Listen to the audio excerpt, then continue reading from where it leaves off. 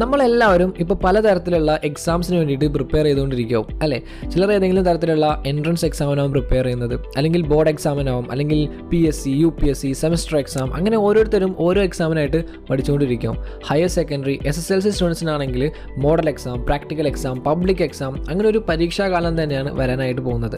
സാധാരണ പഠിക്കുന്നതിനേക്കാൾ കൂടുതൽ സമയം വളരെ എഫക്റ്റീവായിട്ട് പഠിക്കണം എന്ന് നിങ്ങൾക്ക് ആഗ്രഹമുണ്ട്, ബട്ട് ഒന്നും അങ്ങോട്ട് സെറ്റ് ആവുന്നില്ല എന്ന് നിങ്ങൾക്ക് തോന്നുന്നുണ്ടെങ്കിൽ then this video is just for you. ഒരുപാട് സമയം വളരെ എഫക്റ്റീവായിട്ട് ഡിസ്ട്രാക്ഷൻസ് ഒന്നും ഇല്ലാതെ മോട്ടിവേഷൻ നിലനിർത്തി നിങ്ങളെ പഠിക്കാനായിട്ട് സഹായിക്കുന്ന 10 ടിപ്സാണ് ഇന്നത്തെ വീഡിയോയിൽ ഞാൻ നിങ്ങളുമായിട്ട് ഷെയർ ചെയ്യുന്നത്. ഇതൊക്കെ ഒന്ന് നോട്ട് ചെയ്ത് വെക്കുന്നത് നിങ്ങൾക്ക് വളരെ യൂസ്ഫുൾ ആയിരിക്കും. Number 1, have a strong Y.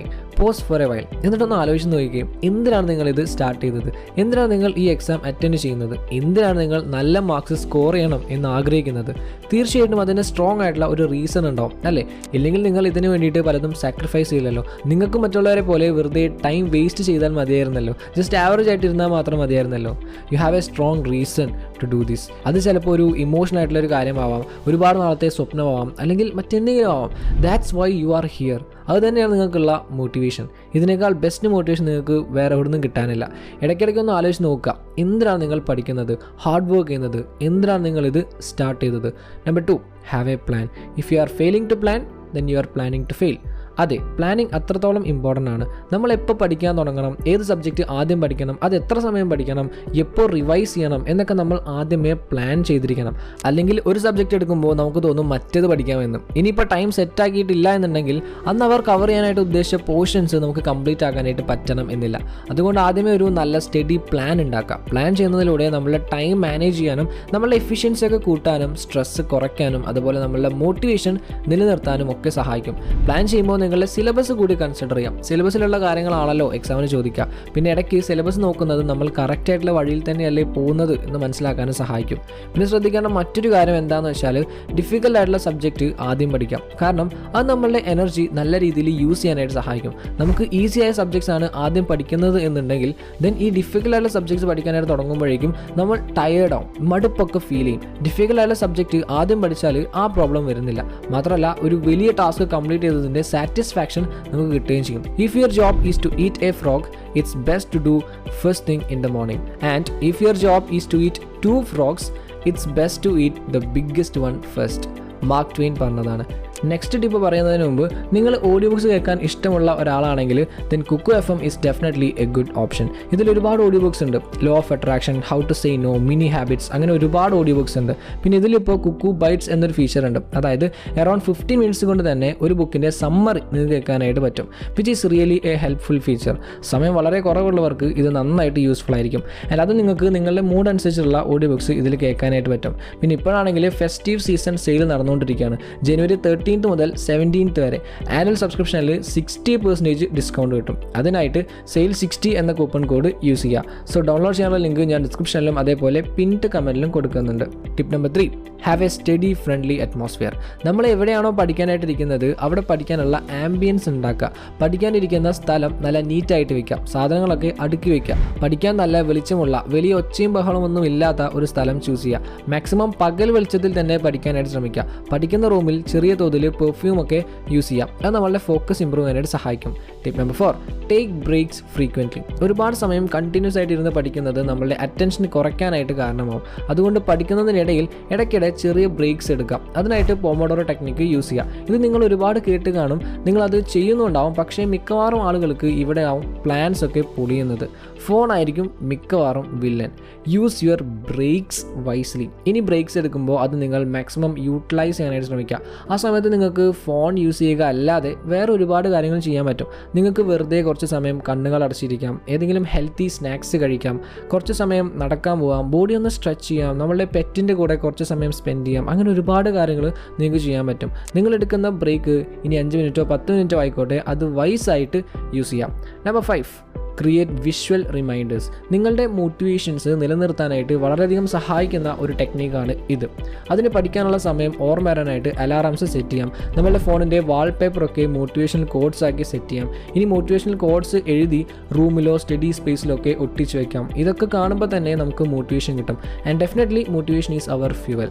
Number 6, mix subjects while studying. ഒരുപാട് സമയം കണ്ടിന്യൂസ് ആയിട്ട് പഠിക്കുന്നവർ ചെയ്യുന്ന ഒരു മിസ്റ്റേക്കാണ് ഒരു ദിവസം മുഴുവൻ ഒരു വിഷയം തന്നെ പഠിക്കും എന്നുള്ളത്. It's A wrong method. ഇങ്ങനെ ചെയ്യുന്നത് നമ്മളുടെ മോട്ടിവേഷൻ കുറയ്ക്കാനും പെട്ടെന്ന് മടുപ്പ് ഫീൽ ചെയ്യാനും കാരണമാകും. സോ പഠിക്കുമ്പോൾ സബ്ജക്ട്സ് മിസ് ചെയ്യുക. ഇത് നമ്മൾ ആ സബ്ജക്ട്സ് നല്ല ഡീപ്പായിട്ട് മനസ്സിലാക്കുന്നതിനും നമ്മളുടെ റിട്ടൻഷൻ, അതായത് പഠിച്ചത് മനസ്സിൽ നിലനിർത്താനും സഹായിക്കും.